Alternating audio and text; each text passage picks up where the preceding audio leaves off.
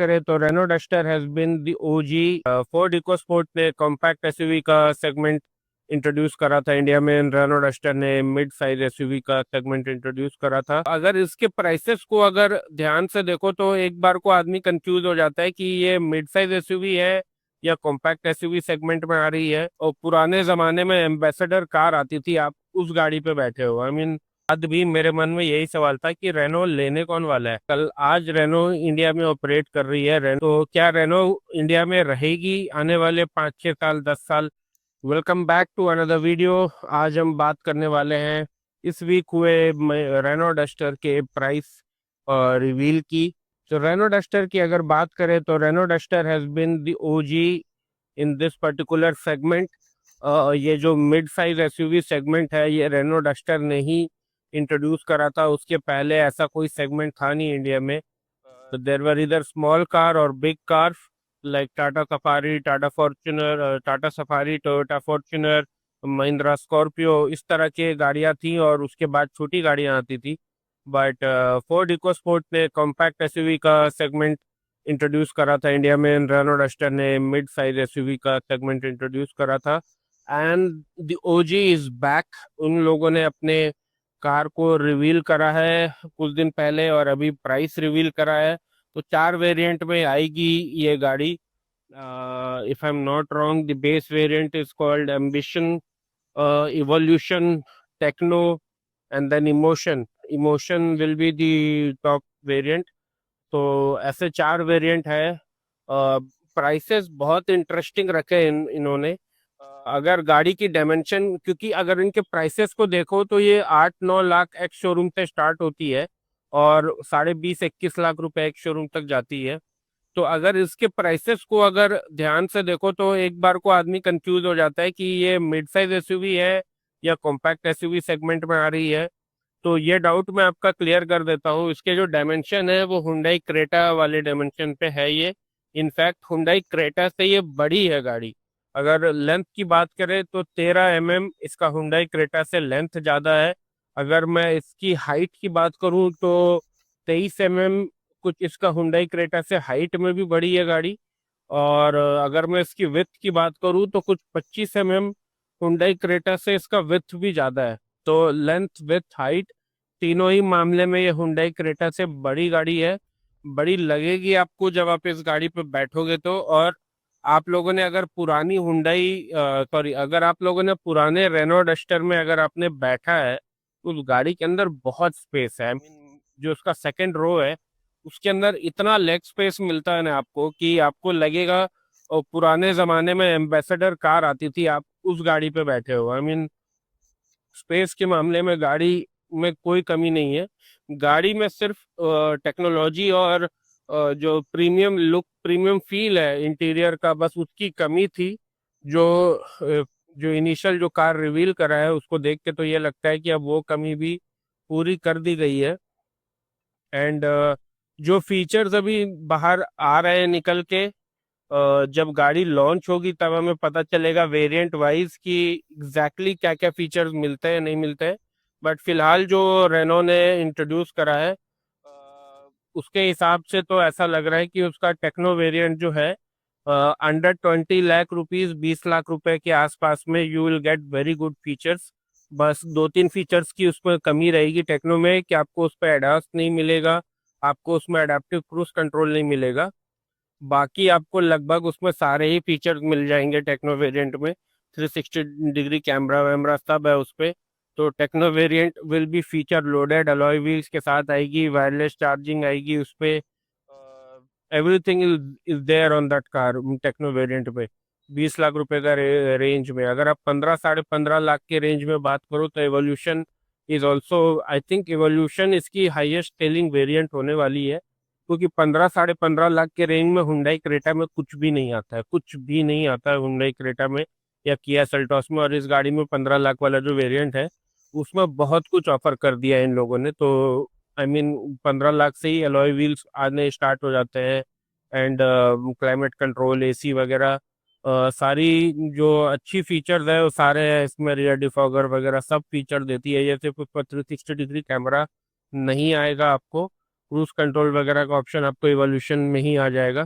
तो इवोल्यूशन मुझे लगता है कि थोड़ा बिकने वाला वेरिएंट होने वाला है, बट अगर आपको फीचर्स चाहिए रेनो डस्टर से तो टेक्नो या फिर उसके टॉप एंड वेरिएंट पे जाइए। वो भी बहुत ज़्यादा महंगा नहीं है। अगर 20 लाख रुपए एक्स शोरूम पे लॉन्च होने वाला है तो 22 लाख 22.5 लाख रुपए ऑन रोड आपको आ जाएगी वो गाड़ी। और अगर आप BH सीरीज अगर आप अप्लाई कर सकते हो तो आपको तो 20 साढ़े 20 लाख रुपए में क्या पूरे फीचर्स भर के देने वाली है। और इसमें बहुत ही प्रैक्टिकल फीचर्स लाई है रेनो। ऐसा नहीं है कि एडास आपको दे दिया। तो एडास में भी काफ़ी इन लोगों ने ये भी रखा है ऑप्शन कि आप कुछ फीचर्स को बंद कर सकते हैं अपनी नीड के अकॉर्डिंग।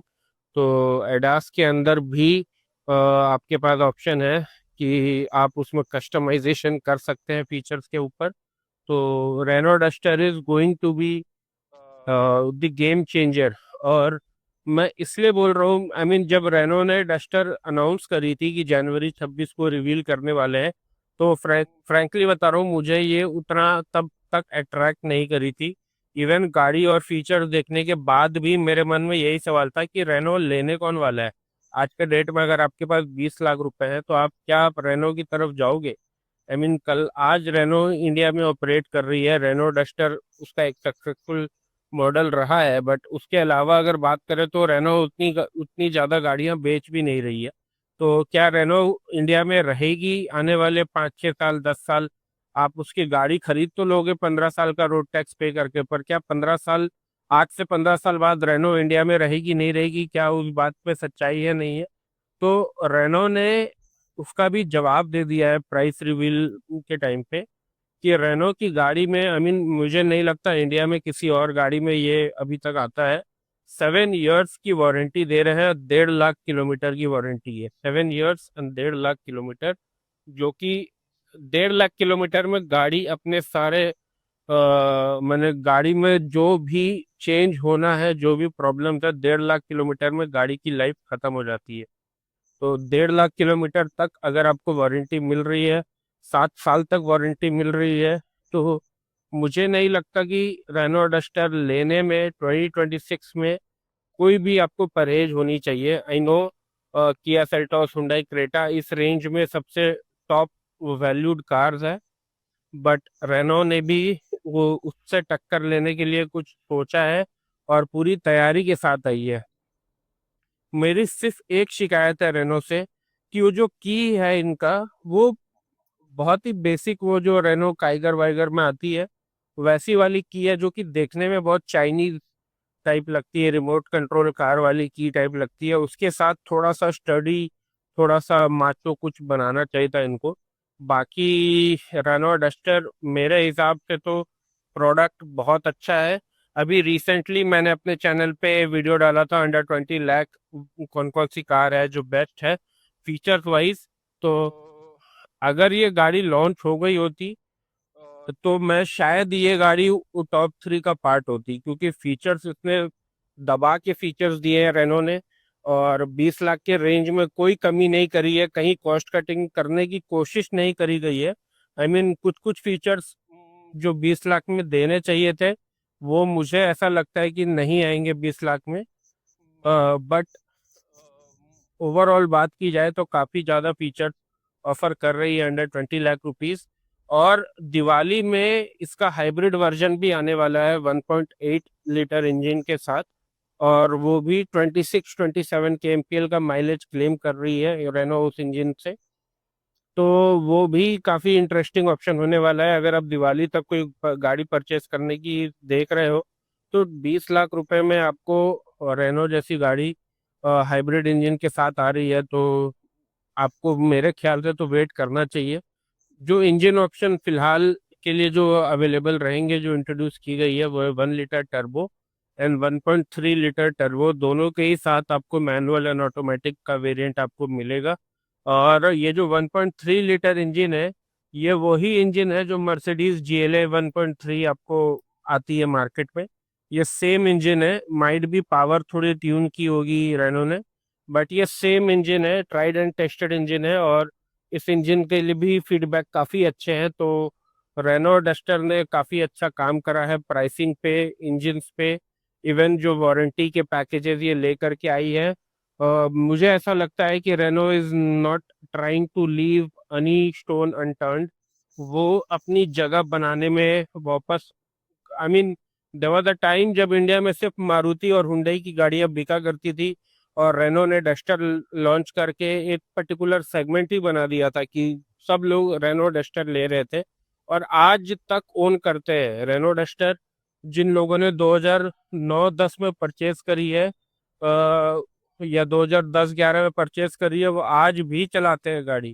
तो इट्स दैट डिपेंडेबल। और 215 का ग्राउंड क्लियरेंस ऑफर कर रही है, तो बॉडी रोल होगा गाड़ी में। बट जो सस्पेंशन इन्होंने लाए है, दे आर क्लेमिंग कि आपकी राइड बहुत स्मूथ होगी उस सस्पेंशन के चलते।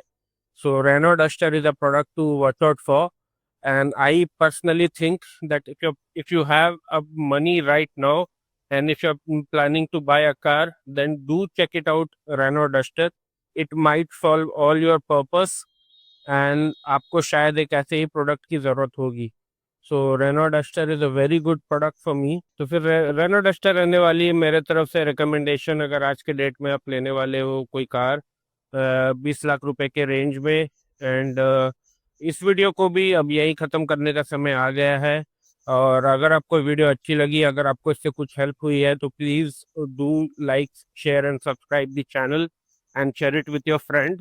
आई होप आगे भी मैं आप लोगों के लिए ऐसे अच्छे अच्छे वीडियो बनाता रहूं। Thank you very much. See you on the other